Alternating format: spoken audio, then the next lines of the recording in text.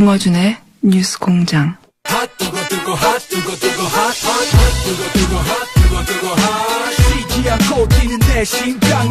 자, 오늘만큼 이 코너명에 맞는 순간이 있었나 싶습니다. 굉장히 핫한 가면 하태관 선생이 나오셨습니다. 오늘은 핫이라기보다 파이어, 불이 났죠. 거의 뭐 화제가 났습니다. 네, 가면 하태관 선생. 네. 저보고 비슷하다고 정청래 선수는 또 말씀하시더라고요. 네, 그러고 보니까 저하고 비슷한 것 같기도 하고. 이 뉴스 공장에 나올 시간을 일부러 맞춰서 이거 일부러 폭탄을 터뜨리신 게 아닌가. 김일성 가면도 나오고. 그래서 사실 제가 어제 상당히 귀가 간지러웠는데 하루 참았습니다. 오늘 다 풀려고. 오늘 다 풀려고. 자, 일단 이제 주장부터 해보시죠. 모르시는 분들 위해 잠깐 이 말씀을 드릴게요. 모르시는 분들 위해서 제가 10초짜리 설명을 드리면 북한 응원단에서 이제 가면을 하나 썼는데 맞습니다. 응원 도중에 그 가면의 얼굴이 김일성이다. 이라고 제가 주장을 했죠. 그리고 주장을 강하게 매우 하셨죠. 제가 저는 이제 북한한테 이렇게 따진 건데 제가 놀란 거는 청와대, 통일부, 민주당이 떼거지로 저한테 덤벼들더라. 좀 아쉽더라. 그러니까 저는 왜냐하면은 정부가 해야 될 일은 북한 니들이 대답해라 이런 의혹이 있다. 아니, 이런 주장이 응원단에서 있다. 아니라고 했잖아요. 공식적으로. 그걸 왜 북한에서 답을 합니까? 응원단이 아니라고. 그러니까 했는데. 북한을 잘 모르시는 게 잘 모르시는 게 북한이 답변을 많이 해요. 우리가 뭐라 하면 이거는 그만한 사안이 안 된 거죠. 그쪽에서 보기에 이거 아니죠. 그만한 사안이 된 거죠. 그래서 어제는 가면을 안 들고 나왔죠. 아니, 제 이야기를 존중을 한 거죠. 자, 그러면 근거가 무엇인가? 이게 하나씩 한번 따져봅시다. 통일부가 미남 가면이라고 그랬잖아요. 예. 그건 제 주장을 반박한 게 아니에요. 제 주장을 오히려 도와준 거예요. 옹호한 겁니다. 왜요? 왜 그러냐면 북한의 최고 미남이 누구라고 생각하세요? 그거는 뭐 기준에 따라 다르죠. 북한은 하나의 기준밖에 없죠. 북한의 최고 미남 기준이 뭐라고 생각하세요? 김일성이기 때문에 미남이라고 그렇죠. 한 말은 와, 대단한 논리네요. 대단한 논리가 아니라 북한이 그래서 수령 사회인 거예요. 아니, 한번 물어볼게요. 문재인 대통령 미남이죠. 문재인 대통령 미남이죠. 계속 우겨보십시오. 하여튼. 문재인 대통령 미남이죠. 그 미남이라고 하면 문재인 한 사람밖에 없는 겁니까? 아니, 그게 아니라. 네. 그죠? 미남이죠. 왜냐면 지지자들은 좋아하고 뭐 흠모하고 존경하고 하니까 잘생겨 보여요. 실제로 약간 미남. 논리인데, 이건. 북한은 더한 거예요. 실제로 김일성 젊은 시절 사진 보셨죠? 북한에서 미남이라고 하면 오로지 김일성만. 오로지 김일성이 아니라 최고의 미남. 최고의 미남. 다양한 미남들이 있지만 최고의 미남. 그러니까 한번 보세요. 그 사진을 한 사람의 사진을 다 같이 가지고 나왔잖아요. 네. 물어보면 그럼 누구예요, 그 사람? 아니 뭐 그쪽에서야 말하는 배우가 있잖아요. 리영호라고. 그러니까 리영호라고 하면 뭐 한국에서 일각에서 나온 건데 통일부 공식 입장도 아니고 국민을 바보로 하는 겁니다. 왜요? 제가 오늘 페이북에 띄울게요. 그 가면 사진, 리영호 사진, 젊을 때 김일성 사진 세 개를 비교해놓고 한번 판단해 보세요. 알겠습니다. 누가 리영호라 그러나? 인정하세요. 잠시 잘못 아니요. 판단했다고. 내가 인정할 수 없는 이유를. 그러니까 리용어라고 하는 건 말이 안 되는 거예요. 그러니까 지금 김일성이 아니라고 하는 분이 두 파로 나뉘어 있는데 한 분은 특정인이다. 그래서 리용어 나오고 또 한 사람 누구 나오냐면 김일성 대역 배우다. 대역 배우다. 김일성 대역 배우면 김일성이지. 김일성이다. 그러니까, 그지? 그잖아요. 그리고 또 한 주장은 이거 오늘 방송 끝나게 계속 주장하실 거죠? 여기서 하고. 내가 주장 안 해요. 왜? 내가 잘못 판단하면 대승적으로 평창 올림픽이 있는 동안 왜냐면 북한이 수용을 했는데 내가 뭐 떠들 필요가 있나요? 수용이라는 건 김일성 가면이라고 수용한 게 아니라 안 들고 나오잖아, 적어도. 국내에서 괜히 시끄러우니까 안 하려고 하는 거죠. 그러니까 그 북한이 바뀐 거지. 그러니까 김일성 가면이 아닌데도 시끄럽게 굴어가지고 그래서 바꾼 거죠, 그냥. 그거는 한번 인터뷰 해보세요. 인터뷰 해보시고. 그러니까 또 한 가지는 자, 이게 이제 근거 1, 북한에서 미남이라고 하면 바로 김일성을 의미한다. 최고의 미남은 김일성이다. 알겠습니다. 기성세, 특히 북한 기성세대에게는, 집권층에게는. 그리고 두 번째로는 이 반론을 펴는 사람이 두 가지 입장이 있는데 아까 조금 전에 특정인이다. 특정인이다. 근데 특정인은 지금 김일성 대역 배우다 하는 건 김일성이고, 그다음에 특정인이 아니고 그냥 미남이다. 잘생긴 얼굴이다. 그러면 이거는 제 주장을 반박한 게 아니라 제 주장을 도와준 거다. 좀 전에 말씀드린. 북한에서 미남이라고 하면 곧 김일성을 의미하는 최고의 미남은 그냥 미남이 아니라 실제로 김일성 잘생겼어요. 20대 한번 보세요. 그리고 키도 굉장히 김일성 크고. 잘생겼다 말씀하십니다, 지금. 김일성 찬양했네, 내가. 그러니까. 고무 찬양. 지금 단위 시간당 욕문자가 기록을 깨고 있어요. 아니, 뭐, 기록 깨면. 초당 100개씩 막 쏟아져요. 홍준표 대표 기록을 깹니까, 오늘? 깨어가고 있습니다. 아, 그리고 제가 어제 내가 놀랍네요, 숫자가. 공장장님 방송을 들었는데. 네. 그 이야기 하더라고. 어떻게 수령님 얼굴에 구멍을 뚫냐. 네. 내가 한번 물어볼게요. 네. 공장장님 눈에는 구멍이 있습니까? 없습니까? 김일성 가면을 본 적이 있어요? 없어요? 세상에서. 북한에서. 아, 이거 있다. 답변해. 네. 공장장님 눈에는 구멍이 있어요? 없어요? 눈구멍이. 아니, 눈에 구멍은 없죠. 눈 구멍이라고 말을 하는 거죠. 눈구멍이 있죠. 그게 동공입니다. 아니, 실제 구멍이 뚫린 건 아니잖아요. 아, 안에 뚫려 있죠. 막혀 있죠. 어디 뚫렸습니까? 막혀 있는데 안에 구멍이 있죠. 그게 눈구멍이고, 눈구멍을 다른 말로 하면 공이에요. 공자가 구멍 공자예요. 네. 그러니까 3차원에는 구멍이 있는데, 네. 이걸 2차원으로 형상화하면 구멍이 당연히 있어야죠. 또 하나 물어볼게요. 그 구멍을 누가 뚫었어요? 누가 뚫었습니까? 그거 가면 만든 기계가 뻥 뚫었겠죠. 네. 찍어가지고 프레스로. 당에서 뚫었죠. 노동당에서. 당에서 뚫었죠. 아니 북한 사람들 당에서 북한 저도 북한 연구하지만 노동당에서 뚫었죠. 결정을 해가지고. 노동당에서 좋아. 이것은 김일성 최고전후 김일성의 가면이지만 그래서 우리가 공장이 아니라 노동당에서 직접 뚫기로 했어. 이거. 왜냐하면 그 가면 제작을 누가 했겠습니까? 제작 결정을. 온 응원당 개개인이 한 게 아니잖아요. 응원당 개개인이 야 지금부터 뚫기 시작해 막 뚫어. 그게 아니잖아요. 아니, 가면 만든 것을 뚫었겠죠. 그러니까 기계로. 결정을 누가 했냐고. 기계로. 이번에 한국에 내려와서 네. 이 전반적인 행사를 기획하고 네. 제가 볼 때는 김여정이 결정했습니다. 왜 김여정이 결정했냐면 이거는 우리 할아버지지만 구멍을 뚫어도 좋아. 아, 그렇지. 아니, 구멍 안 뚫으면 쓰는 사람이 답답하잖아. 아니, 수령님이 인민들을 생각하는데. 이미 역대 누적 문자 돌파했습니다. 오늘 2배 갑시다, 그럼.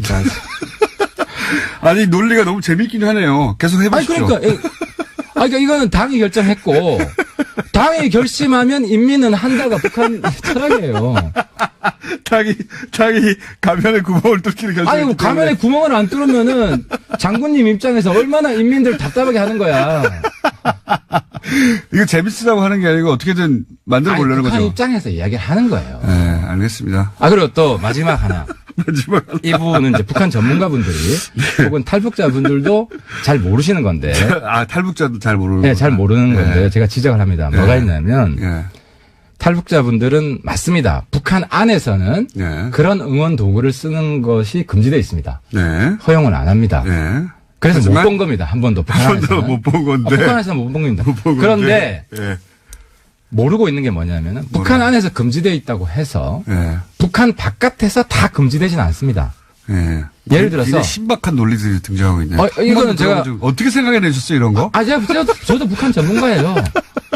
그러니까 이건 뭐냐면 구멍을 당이 뚫었다. 당이 뚫었지. 선녀가 뚫기를 결정했다. 그리고 할아버지 얼굴 구멍 뚫어 이렇게. 재밌다. 지금 어디까지 했냐. 그러니까 북한 안에서는 금지되는 게 북한 바깥에서는 금지 안 되는 게 있다. 그 예를 들어서 그게 가면이다. 아니 가면뿐만 아니라 이번에 한국 노래 12곡 불렀어요. 네. 평창에서. 네. 12곡 불렀는데 그중 10곡이 북한에서 금지곡입니다. 네. 예를 들어서 남자는 배 여자는 항구를 북한에서 부르다가 5분 만에 천통이 났어요. 천통이. 북한에서 부르다가 감옥 가신 분이 있어요. 그 친구를 둔 탈북자분이 제가 잘 아는 사람입니다. 그러니까 북한에서는 금지곡이지만 이게 다른 거예요. 이게 다른 거예요. 그러니까 그럼 요번에 또 하나 모르는 게 뭐냐. 제가 그거 물어볼게요. 아이돌이 한국말로 뭡니까? 글쎄, 우리 그냥 아이돌이라고 부르죠. 아니, 영어 열심히 안 하셨구나. 아이돌이. 영웅, 우상화가 영어로 뭔지 아세요? 우상, 영웅, 이런 거잖아요. 그죠? 아이돌. 우상이 우상. 우상. 북한의 우상화, 김일성 우상화가 아이돌라이제이션이에요. 아이돌이에요, 아이돌. 아, 그래서 북한의 아이돌은 김일성이다? 그쵸. 근데, 그런데. 영어도 동원하시고. 이상하다. 지금. 김성태 돌파. 모든 기록을 다 돌파했어요, 모든 기록을. 7년 만에 문재인 네. 돌파. 진짜. 모든 기록을 1,500통이 왔어요. 불났네. 네. 요 이야기 내가 말씀드리면은. 제가 말하려고 하다가 하도 재밌는 말씀을 하셔가지고 그냥 듣고 있습니다. 예. 박수! 요 이야기까지 합시다. 지금 다들 박수 치고 난리 났다. 신기로 경신했기 때문에 예. 너무 신박해요. 와, 저는 이거 나올 줄 몰랐습니다. 이것은 당에서 결정해서 구멍을 뚫었다. 이게 진짜 대단한 논리거든요. 아, 그렇지. 아니, 북한 사회 지금 구조상 누가 구멍을 뚫겠어요. 그럼 구멍 뚫는 거에 대해서 김정은이 동의한 거예요. 어떻게 동의 안 했는데 저런 현상이 발생합니까? 알겠습니다. 알겠고요. 아니, 그래서 제가 이제 이야기까지 드리려고 그랬는데. 마무리 한번 해보시죠. 이야기. 네. 이번에 이제 김정은이나 김여정은 네. 북한의 정규 교육을 받지 않았습니다. 그렇죠. 해외에서 구입받았죠. 네, 해외에서. 네. 그래서 수령화로 세뇌돼 있잖아요. 북한 주민들하고 완전히 달라요. 할아버지인데도 불구하고. 그리고 예. 김정은이 굉장히 파격적인 정치를 합니다. 네. 그래서 뭐 예를 들어서 김정일은 허용하지 않았던 핸드폰을 북한 안에 허용을 했습니다. 아, 그래서 가면도 허용했다? 아니, 그러니까 예. 신세대 우상화를 한국 와서 실험을 해본 거예요. 제가 볼 때는. 그러니까 우상화 방법이 아니 아이돌인 거지, 아이돌을 우상화할 때는 신세대 우상화를 한국에서 실험한 거라고. 실험은 북한 안에서는 이 실험을 못 해요. 야, 충격을 받기 때문에. 대단한 논리네요. 근데 이번에 그 가면 들고 응원한 거 북한에서 안 틀어줍니다. 아니, 근데 저는 알겠는데, 의원님은 묘한 매력이 있네요. 예. 뭐랄까, 이 말도 안 되는 소리를. 내가 똑같은 경우를 당한 게. 그럼 제가 한 가지만 질문드려볼게요. 한 가지만. 질문해보세요. 네. 이제, 그게 진짜 김일성 가면이었다고 쳐요. 근데 이제, 북한 응원단이 물어보니까 거짓말을 했어요. 아니라고. 예. 고은아이라고 그랬죠. 예. 고은아이. 어쨌든 북한 응원단에서는 김일성 아니라고 부인했어요. 근데, 그러면 그것 자체가 최고 존엄에 대한 모독 아닙니까? 자랑스러운 김일성 가면을 쓰고 왔는데 그걸 아니라고 부인하는 게 아니, 그러니까 베드로도 아니고 북한 응원단들은 시키니까 한 거예요. 당이 시키니까 그냥 한 거예요. 너무 멀리 가시는 것 같은데. 아, 근데 탈북자들 네. 100에 100 물어보세요. 저 사람이 누구랑 제일 닮았나? 김일성이라고 그래요. 자, 그럼 이건 어떻습니까? 가사를 보면 남자가 복순네 집 앞에 지나가면서 몇 달째 휘파람을 불렀다는 거예요. 그죠? 그러니까 그렇죠. 그 남자들 이렇게 가면을 쓰는 대목도 보면 딱 여기서부터 불러요. 그 가면을 처음부터 쓰는 게 아니라 탁 쓰는 장면이 있잖아요. 그때가 이제 몇 달째 울었다. 몇 달째 복순네 집을 지나가다가 가슴이 설렜는데 나도 모르게 이제 사랑이 잘 안 되는 거죠. 그 집 앞에서 휘파람 부르고 이제 구애를 하는데 잘 뜻대로 안 되는 거죠. 남자가 휘파람 부르는 건데 그럼 이 내용대로 하면 북한 여자 응원단이 김일성 가면을 쓰고 그 내용상으로 보면 복순의 집 앞을 김일성이 지나가다 가슴이 설렜어. 몇 달 동안 휘파람 부르고 그런데 그 노래를 우리 남한에 와서 여자 아이스 하키 팀한테 김일성 가면을 쓰고 김일성이 복순의 집을 지나다가 휘파람 몇 달째 불렀는데 가슴이 설레는데 안 나와가지고 안타까워 이런 내용을 응원했다는 겁니까? 그러니까 한번 생각을 해보세요. 앞뒤가 안 맞잖아요. 내가 설명해 드릴게요. 최고 존엄에 대한 모독 아닙니까? 이거 그러니까 너무? 이게 다른 거예요. 김정은이 아버지랑 다른 게 예. 신세대 우상화를 하는 거예요. 신세대 아니 김정은은 연애 안 했을까요? 네, 알겠습니다. 김정은 연애했겠죠. 김일성은 연애 안 했겠어요? 저는 사실 뭔가 따박따박 논리적으로 한번 해볼까 하다가 의원님이 워낙 신박한 논리. 노동당에서 구멍을 아니 그러니까 이 우리 공장장도 이제 보수화된 거야. 보수화된 거야. 김정은이 훨씬 혁신적인 것이고 북한 안에서는 이런 실험을 못 하니까. 알겠습니다. 네. 하늘에 있던 김일성을 네. 땅에 민중 속으로 이제 들여보낸 거예요. 이런 알겠습니다. 테스트를 해본 거고. 테스트를 해본 거고. 이게 저 때문에 실험이 좌절된 거지. 실험이 좌절된 거. 이거 끝까지 밀고 가실 거죠, 이거. 아니 오늘로 끝이지. 왜냐하면 뭐 네. 또 가면을 들고 나오면 모를까. 뭐 북한도 알아서 김일성 뭐 가면 안 들고 나오는데. 저희가 10분 동안 2,500통을 연 건 처음이에요. 이건 신기록, 세계 신기록이라고 봅니다. 앞으로 도저히 누구도 깰 수 없다고 봐요. 그럼 오늘로 이제 끝낼까요? 대미를 장식합시다 오늘. 저는 진지하게 한번 얘기해볼까 하다가 너무 놀라운 논리를 들이대니까 아니, 그만큼 네. 김정은이 파격적인 정치를 하고 있는 거고. 알겠습니다. 예를 들어, 네. 김여정이 제가 볼 때 임신 한 5개월째 됐어요. 그런 사람이 내려왔어요. 근데 그거는 너무 많이 나가시고, 설사 그게 사실이라 하더라도. 아니, 그만큼 정성 들여서 왔고, 정상회담을 간절하게 하고 싶고, 그만큼 공을 들이고 있다는 거예요, 이 상황에서. 저희가 이제 앱도 있어요, 따로. 예. TBS 방송 앱도 있거든요. 거기도 몇천 개 또 따로 왔다고 하네요. 이걸 누가 과연 깰 수 있을 것인가? 그러니까 의원님이 말씀을 많이 하시는 게 그냥 기록 달성에 유리할 것 같아가지고 제가 말을 많이 안 했습니다. 하여튼 앞으로도 계속 그것은 김일성 가면이 맞았다라고 나중에라도 하실 거라고. 그러니까 김일성 가면이 아니라는 논리는 굉장히 허접해요. 내가 좀 이렇게 아니 그렇지 김일성 가면이 아니면 누구냐라는 걸 아무도 못 밝히고 있고 그냥 미남이라 그러면은 북한의 최고 미남이 김일성인데 그 논리를 어떻게 얘기합니까? 알겠어요. 그렇게 저는 이제 아마 항의 전화까지 오는 모양이에요. 전화 아마 당에서 그만하라고 그러는 전화 아닐까? 하태경 그만해! 당에서 전화 온 게 아닐까 싶은데 맞죠? 내용이 그거? 네, 그건 아닙니다. 웬 장관님이 보내셨네요. 장관님이요? 네. 그만하라는 거예요, 이게 다. 이제. 그러면 이제, 가면 논란을 알겠고, 한 가지만 여쭤보고, 가면 얘기만 하려고 할 수는 없잖아요. 한 가지만 여쭤보자면, 지금 이제 당을 합치면서, 당대표는, 유승민 대표는 본인이 주장한 대로 당대표를 하겠다고 하잖아요. 예, 그렇습니다. 근데 안철수 선거 대표는. 때까지. 네, 안철수 대표는 안 한다는 거 아닙니까? 근데 이제. 백의종은 선언했죠. 마리주와 백이종문이지. 사실 지방선거 결과가 눈에 띄는 그런 큰 성과가 내기가 쉽지 않다. 이번에. 당이 만들어지도 얼마 안 됐고. 그러면 이제 그 책임을 당대표가 지게 될 텐데. 그럼 유승민 대표는 그거 상관없이 어쨌든 내가 이렇게 주역이 됐으니 뭐 알겠습니다. 하여튼 거기에 대해서 불만 없으시죠? 당내. 근데 안 대표 의지가 강력하고. 네. 합치면서 좀 불만도 생겼죠. 여러 가지 불만이 저는 사실 별 불만이 없고 여러분들한테 감사하고 특히 민평당 분들한테 굉장히 감사하고. 제가 영원히 기록으로 남는 방법 알려드릴까요? 이 가면 논란으로 그 가면을 하나 구하셔가지고 그 가면을 쓰고 다니세요. 어딘가에 그거 쓰고 나타나세요. 제가 보기에는 역사의 사진으로 한 장 남았어요. 그런데 아마 시간이 많이 지나면 제 이야기가 맞았다는 게 입증이 될 겁니다. 네, 알겠고요. 말씀드리지만 5,000개 돌파했어요, 저희가. 5,000개 합쳐가지고. 야, 대단히 이 신기록 누구도 깰 수 없는 어디 기네스 연락이라도 해야 될 거. 앱 다운됐어요, 아예. 더 이상 안 됩니다. 앱 다운.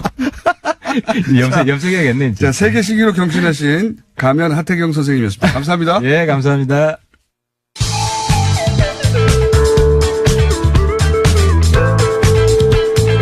우주 최강 시사 프로그램 김어준의 뉴스 공장.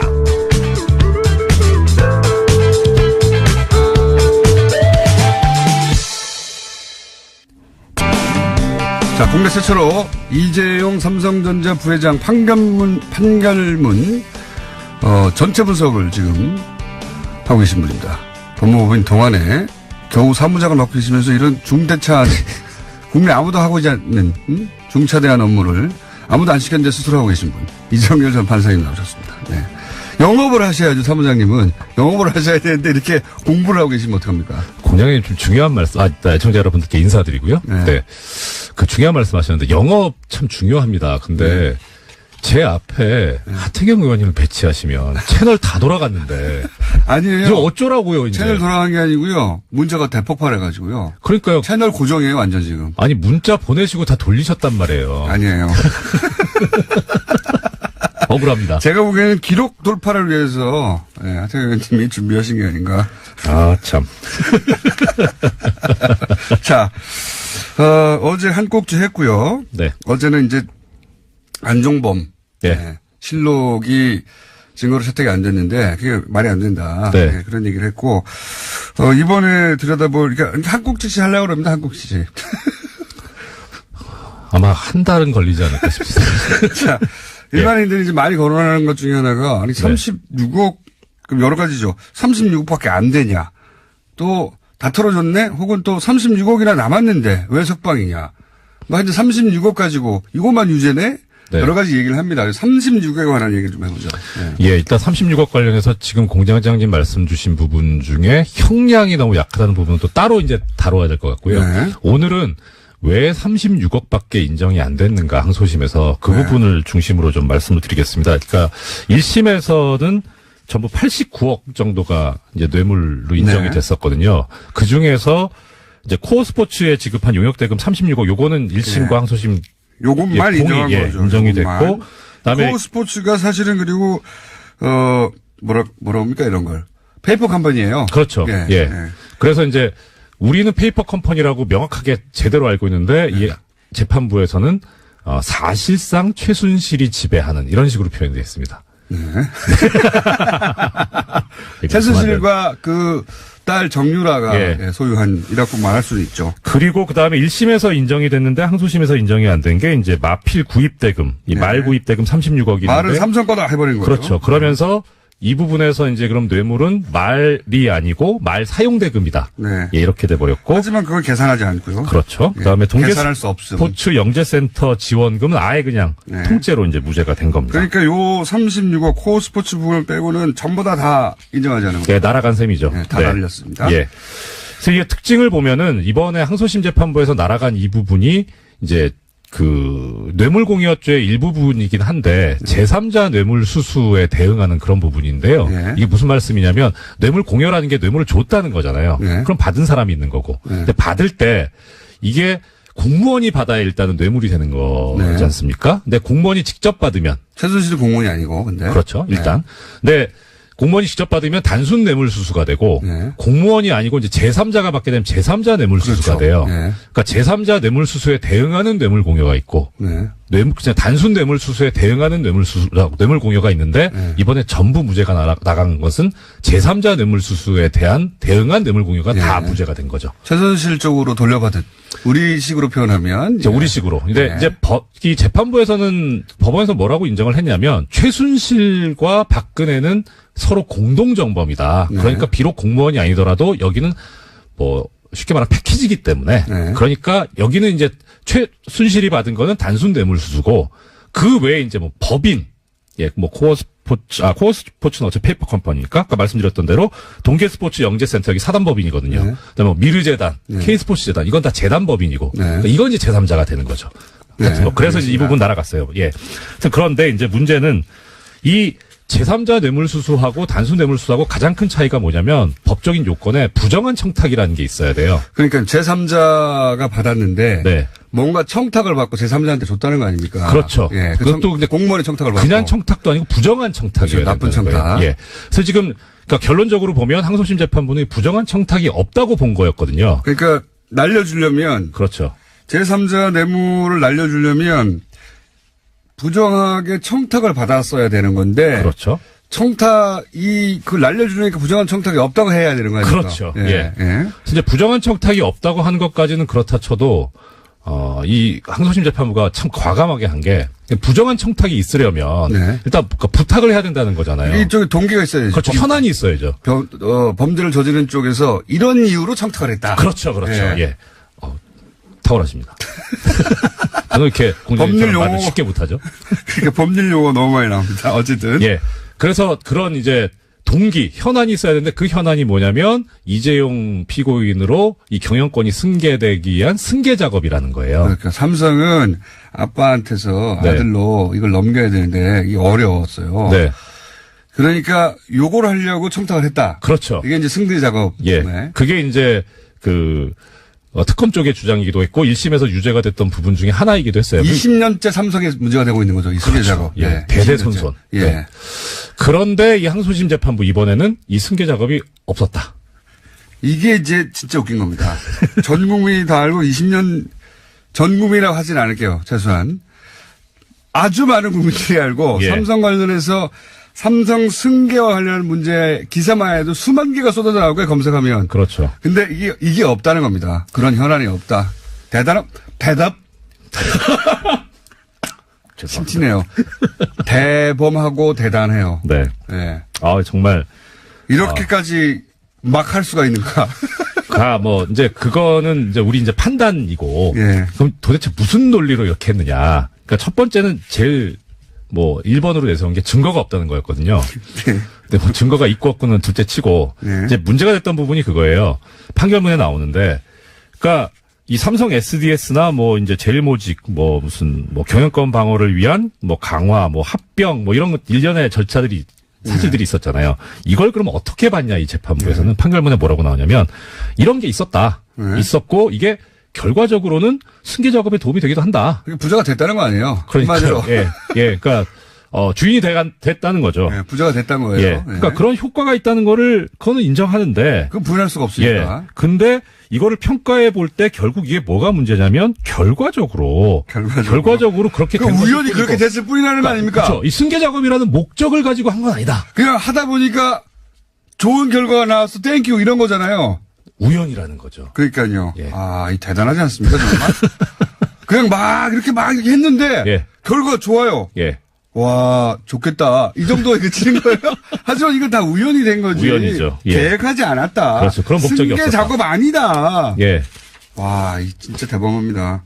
그 다음에 진짜 막 하는 거예요. 그 다음에 이제 뇌물이 되려면 어떻든 이제 공무원이 어떤 청탁이 있다, 청탁을 받는다라는 그런 거를 인식을 해야 되는데, 그럼 이제 문제는 이런 현안이 있었느냐, 그런 거에 대해서 박근혜 피고인이 몰랐다, 뇌물 받는 쪽에서. 그러니까 둘 다죠. 저쪽에서는 그렇게 하면 우리가 부자가 되는지 몰랐어.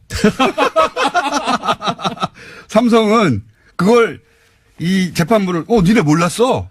부자가 되긴 됐는데 부자가 될지 몰랐겠지 니네들은. 내가 고기를 맛있게 먹는데 여기에 단백질이 있는지도 몰랐어. 그러니까 삼성을 알 리가 없어 이렇게 해준 거고요. 그렇죠. 삼성은 그냥 막 합병하고 이거 복잡하게 했더니 부자가 됐어. 그래 니네 몰랐겠지 이렇게 인정해 준 거고요. 그렇죠. 그다음에 이제 박근혜 대통령한테는 삼성이 그렇게 하고 있다는 걸 몰랐다는 거 아니에요? 또. 몰랐죠. 서로 몰랐다고 해줘야 되거든요. 그렇죠. 둘 다. 예. 서로 이제 이게 공통된 양해와 인식이 있어야 한다 이런 식으로 표현하고 있는데 그런 게 없었다는 거죠. 서로 몰랐다는 거죠. 그래서 그럼 왜 이렇게 또 받느냐? 여기도 이제 증거가 없다.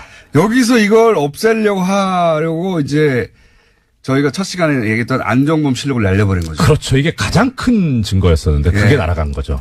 안종범 실력을 그래서 날린 겁니다. 예. 박근혜도 몰랐고 삼성도 몰랐으니까 아무도 몰라서 우연이야 이런 거 아니에요. 그러니까 어제도 말씀드렸었는데 이 안종범 종범실록이 왜 중요하냐면 그런 지시를 했었다는 자체는 있었거든요. 그러니까 그럼 이제 이런 지시를 왜 했는데 아니까 하는 거지. 그러니까 이거 다른 증거 가지고 입증이 가능한데 지시가 있었다는 것 자체를 날려버리고 나니까 이게 이제 더 이상 얘기가 중간에 고리가 없잖아요. 예. 지시가 있었다는 것이 안종범 수청에 의해서 이제 확인이 되는 건데 지시 자체를 날려버리니까 몰랐고 지시도 없었고. 그렇죠. 그 결과만 있는 거예요. 결과만 있는데 이거는 그냥 우연히 일어난 일이야. 그 우연 중에 또 뭐가 하나 있냐면요. 이 판결문에 이런 얘기가 나옵니다. 1심에서 이제 유죄로 인정한 근거 중에 하나인데 이 뭐 정부 안에 이제 뭐 금융시장 감독기구도 있고 민정수석 비서관실이 있는데 여기서 이 3세 경영체제, 뭐 지배력 확보, 승계, 뭐 이런 제목의 문건들을 보고서를 만듭니다. 그러니까요. 청와대에서 삼성 승계에 대해서 막 알아봤단 말이에요. 그렇죠. 예. 그래서 1심에서는 이제 문제는 이게 박근혜 피고인 증인의 증언이 없기 때문에 실제로 보고가 됐는지까지는 모르겠으나 보고됐을 가능성이 높지 않냐. 그렇죠. 수석들이 만든 건데. 그렇죠. 그래서 그거는 사실 또 부인하기 어렵거든요. 그러니까 항소심 재판부에서 뭐라 그랬냐면 이런 승계 문제를 보고서에서 다루고 있긴 한데 그런 보고서들은 결국 그 작성자들이 승계와 관련된 여러 가지 사정들을 추론해서 작성한 의견서에 불과하다. 자기들이 머릿속에 소설 썼다는 거잖아요. 그렇죠. 추측해서 소설을 썼죠. 그래서 아무 의미가 없다는 겁니다. 그래서 이런 보고서 내용을 알고 있었다고 하더라도 승계 작업 추진까지 알고 있었다고 보기는 어렵다. 보고서에 그렇게 써 있는데 이건 자기들 마음대로 생각하기 때문에 이건 자기들 마음대로 생각한 거지 실제 일어나는 일을 알았을 리는 없다. 그렇죠. 이게 무슨 말입니까? 말도 안 돼요. 말 자체가. 이 공장장님 혈압을 좀 낮춰드리긴 해야 되는데 압권이 하나 있는데 시간이 어떨라고 모르겠어요. 자, 그럼 1분 내에 끝내시고 압권을. 자, 이제 제3자 뇌물수수 부분은 부정한 청탁이 없었으니까 무죄가 됐다 치고 단순 뇌물수수는 유죄가 됐어요. 거기는 부정한 청탁이 요건은 아닌데 그래도 범행이 있으면 동기가 있어야 될 거니까 왜 줬냐. 돈을 36억 왜 줬냐 이거예요. 거기에 대해서 재판부가 뭐라고 판단을 써놓고 있냐면 이 대통령이 이렇게 강력한 권한을 갖고 있기 때문에 네. 삼성그룹 전체 계열사들의 기업 활동이 대통령 직무집행과 직간접적으로 관련돼 있으니까 도움을 받거나 최소한 불이익을 받지 않도록 하기 위해서 그랬다. 그게 그냥 했다는 거예요. 한마디로 말하면. 그렇죠. 그냥. 일반적인 기업 그냥 30용어 그냥 줬다는 거예요. 그렇죠. 이 말은 대통령이 화나면 안 되잖아. 이런 거예요. 네. 화나면 우리가 망하잖아. 동기가 없어요. 그냥 대통령이 화내면 안 되니까 돈을 줬습니다. 이런 거거든요. 네. 그거를 삼성의 마음속에 들어가가지고 이 판사가 그렇게 정리를 합니다. 삼성은 그랬을 거야. 제가 그래서 화가 나는 게 그거예요. 재판장인 정영식 부장판사도 문제지만 예. 물론 그분이 가장 큰 문제인데 이 주심 판사. 옆에서 안 말렸다? 그러니까 이 판결문을 쓰는 주심 판사 강문경 판사가 있었는데 도대체 이분은 도대체 뭘 근거로 이렇게 쓴 건가? 그리고 쓰다 보면 사실 이렇게 말이 안 되면 말합니까 보통? 얘기를 해야죠. 이거 쓰다 보니까 말이 안 된다. 그러니까 우리 다시 결론 생각해 봐야 되는 거 아니냐. 모든 판사들이 거의 그래요. 합의부 내에선. 근데 뭐 정영식 부장판사 인터뷰 보니까 조선일보 인터뷰 보니까 뭐 자기는 뭐 고민했었다고. 혼자만 고민했다는 얘기인데 그러면 주심은 그냥 기계적으로 받아 썼다는 소리밖에 안 되잖아요.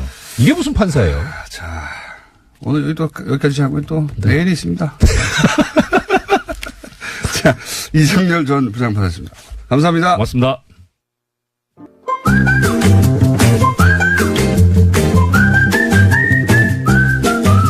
칼플라나리 사형연구소 한 3, 4년마다 한 번씩 뜨는 연구소 정태우 소장님 나오셨습니다. 안녕하세요. 자, 감기는 다 나오셨어요, 완전히? 완전히 안 나왔습니다. 제가 보니까 감기라기보다 노화 같아요. 노화. 낫지를 않아요. 아니, 근데 이번 독감이 독하다고. 한 달을 알았는데. 예. 자, 독감은 알아서 하시고요. 증시가, 미국 증시가 폭락했다. 예, 한국 증시도 폭락을 했죠. 폭락했다. 한참 잘 나갔지 않았습니까? 너무 잘 나갔죠, 사실은. 조정기입니까? 어떻게 된 겁니까? 그러니까, 금융위기가 온 다음에 금융위기에서 벗어나기 위해서 이게 29년 대공황의 교훈인데 돈을 풀었거든요. 네. 그러니까 이른바 양적 완화라고 하는 사실은 경제 역사에서 해본 적이 없는 일을 했어요. 장기 채권을 은행이 사들이면 결국 돈이 풀릴 거 아니에요. 그걸 한 8년간 하다 보니까 이 돈은 많은데 쓸 데가 없잖아요. 경기는 나쁘니까 어디 투자할 데는 없고. 그게 결국은 자산 쪽으로 몰려갔고 그게 부동산이라든가 아니면은 증시가 계속 올라가는 그 원인이 됐는데 이게 너무 올라가고 지금 미국 경기가 살아나거든요.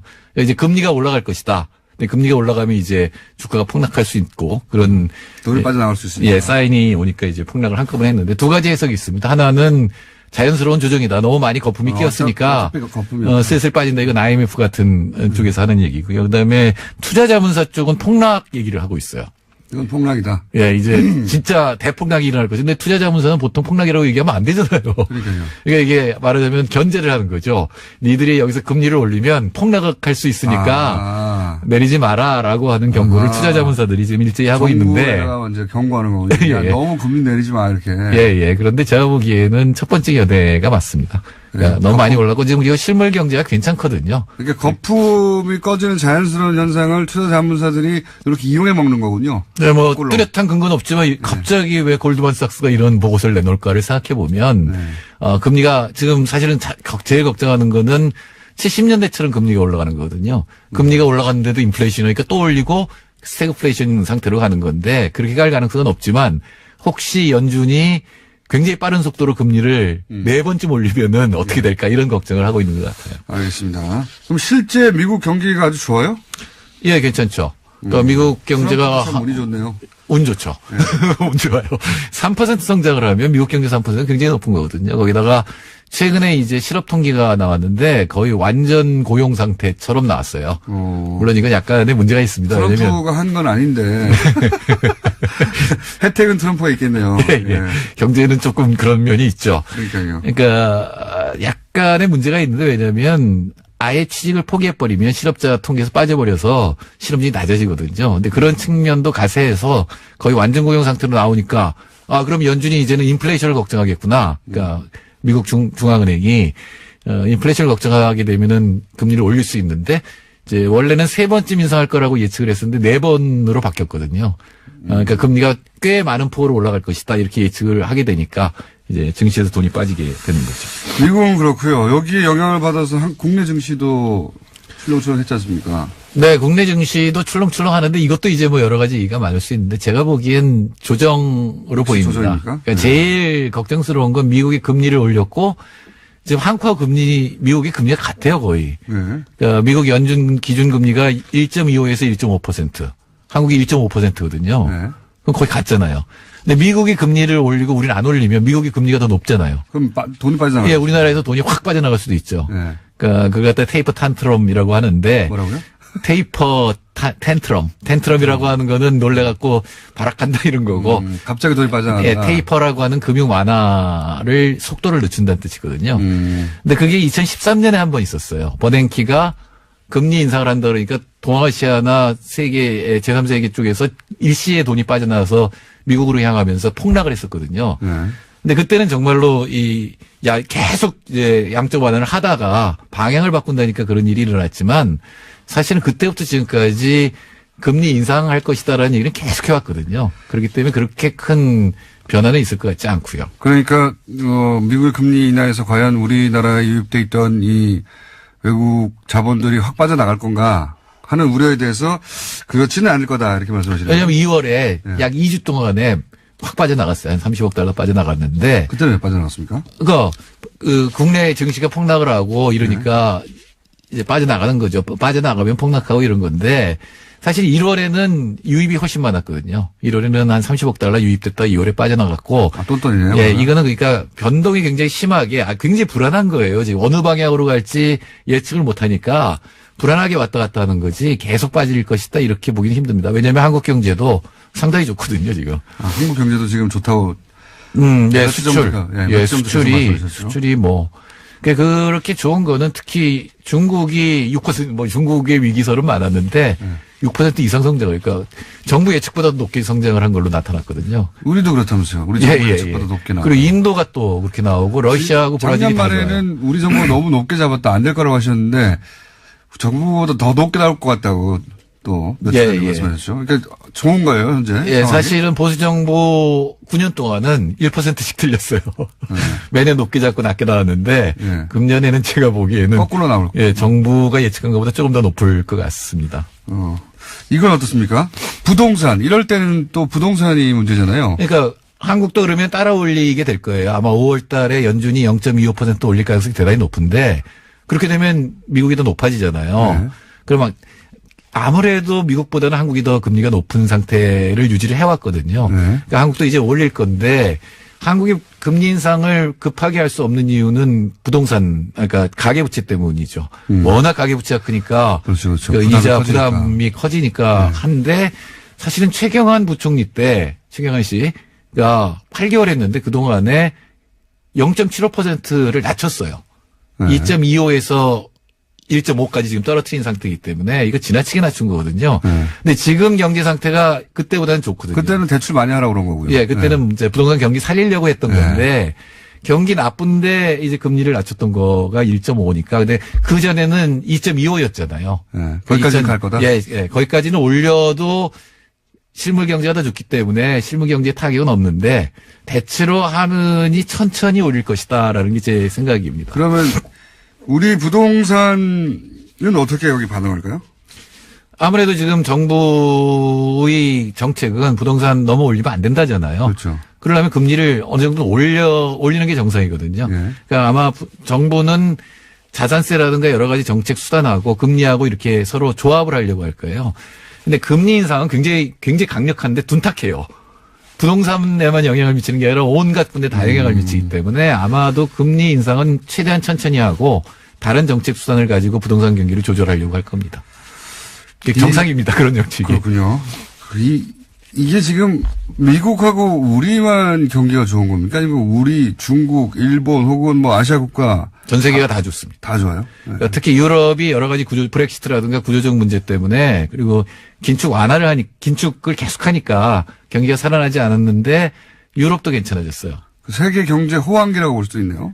회복기라고까지는 할 수 있어요. 여태까지 국제 기관들이 회복을 그동안 5년 이상 회복할 것이다라고 얘기했는데 항상 안 됐거든요. 근데 작년 말부터는 일제히 회복은 확실하고 그 속도가 문제다라는 식으로 이 논조가 바뀌었거든요. 거시경제 차원에서는. 예, 특히 중국과 인도 이쪽이 지금 뭐 워낙 경제가 좋아서 오늘 너무 전문적인 이야기를 진지하게 했네요. 여기까지 하겠습니다. 정태인 소장님이었습니다. 감사합니다. 감사합니다. 내일 뵙겠습니다. 안녕. 똑같은 경우를 당한 게. 그럼 제가 한 가지만 질문 드려요. 한 가지만. 질문해보세요. 네. 이제 그게 진짜 김일성 가면이었다고 쳐요. 근데 이제 북한 응원단이 물어보니까 거짓말했어요. 아니라고. 예. 고은아이라고 그랬죠. 예. 고은아이. 어쨌든 북한 응원단에서는 김일성 아니라고 부인했어요. 근데 그러면 그것 자체가 최고 존엄에 대한 모독 아닙니까? 자랑스러운 김일성 가면을 쓰고 왔는데 그걸 아니라고 부인하는 게 아니, 그러니까 베드로도 아니고 북한 응원단들은 시키니까 한 거예요. 당이 시키니까 그냥 한 거예요. 너무 멀리 한 가시는 것 거고. 같은데. 아 근데 탈북자들 네. 100에 100 물어보세요. 저 사람이 누구랑 제일 닮았나? 김일성이라고 그래요. 자, 그럼 이건 어떻습니까? 가사를 보면 남자가 복순네 집 앞에 지나가면서 몇 달째 휘파람을 불렀다는 거예요. 그죠? 그러니까 그렇죠.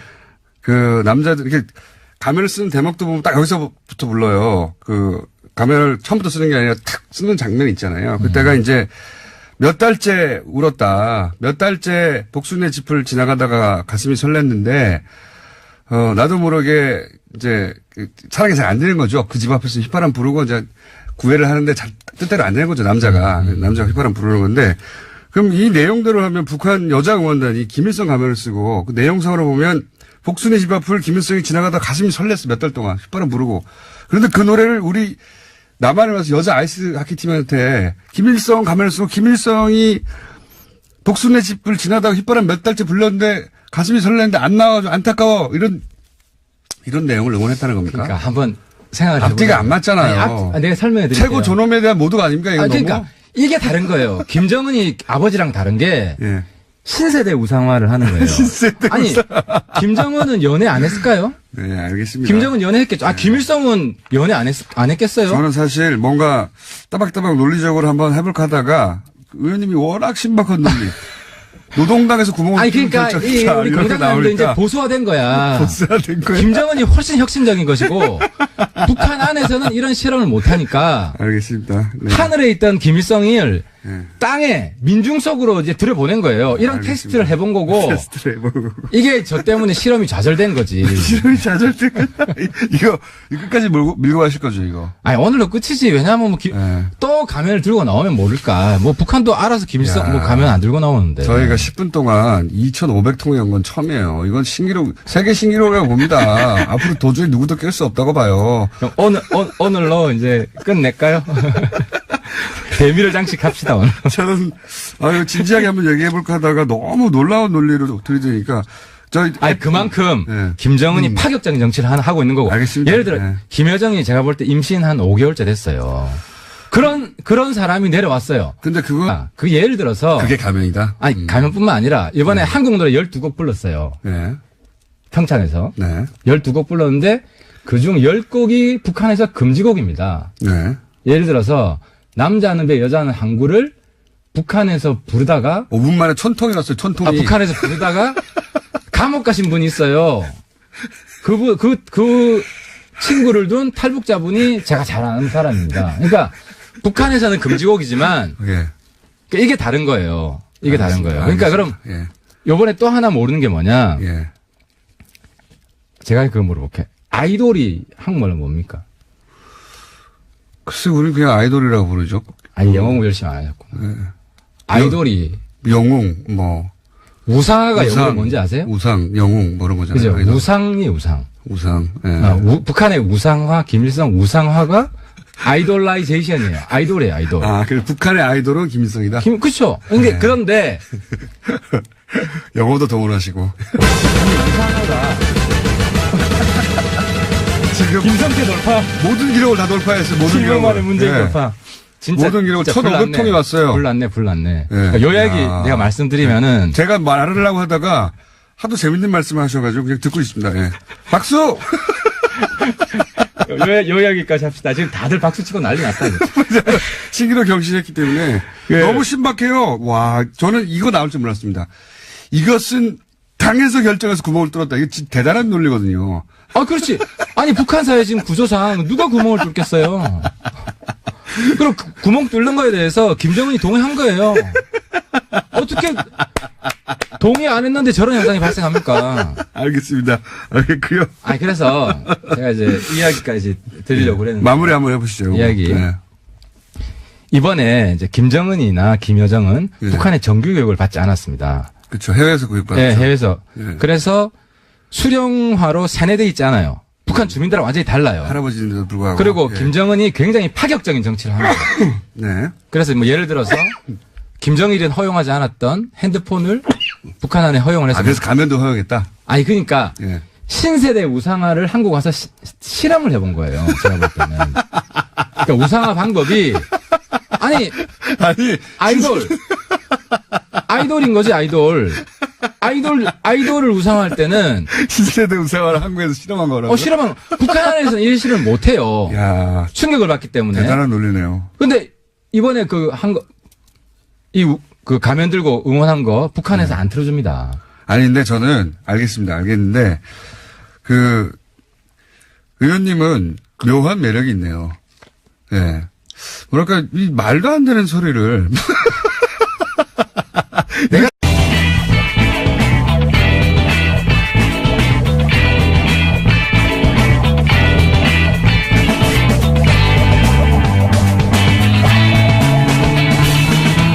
김어준의 뉴스 공장.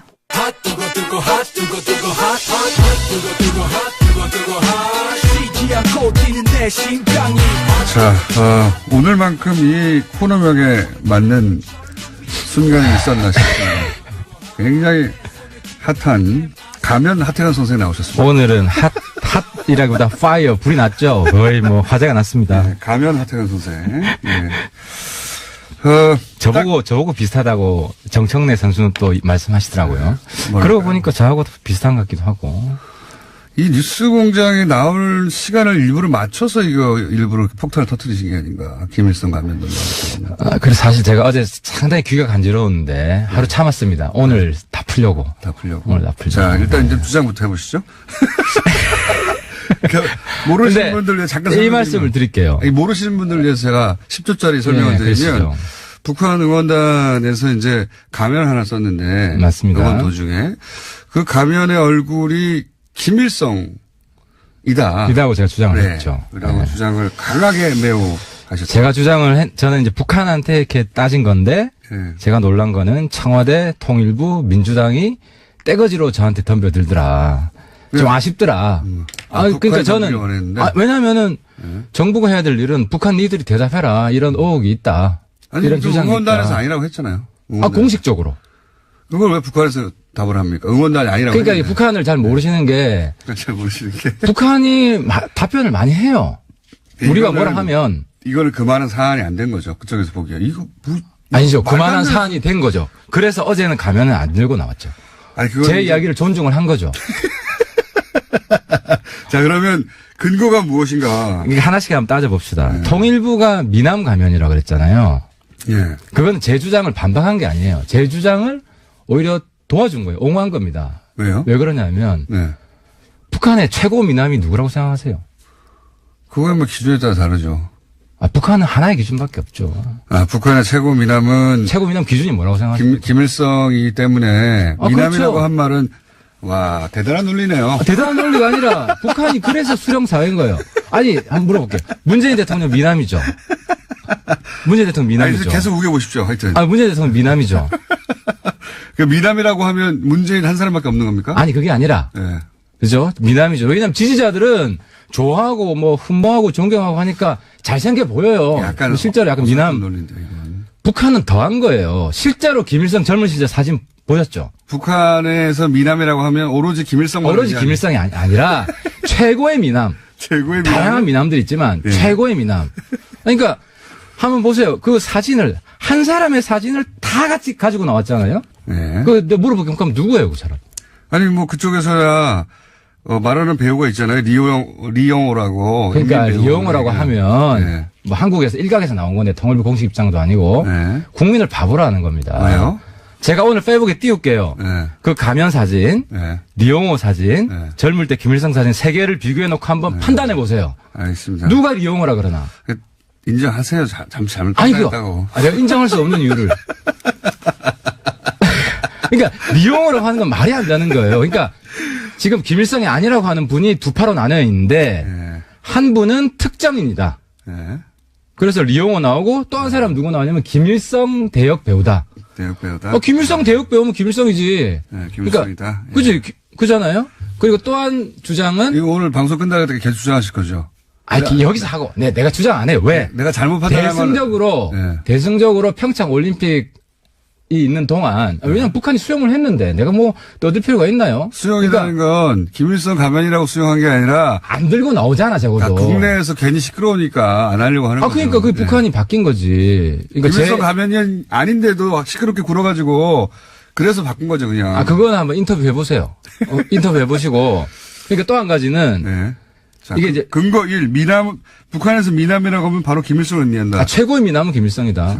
알겠습니다. 기성세, 특히 북한 기성세대에게는, 알겠습니다. 집권층에게는. 네. 그리고 두 번째로는 이 반론을 펴는 사람이 두 가지 입장이 있는데 아까 조금 전에 예. 특정인이다. 특정인이다. 근데 특정인은 지금 김일성 대역 배우다 하는 건 김일성이고, 예. 그다음에 특정인이 아니고 네.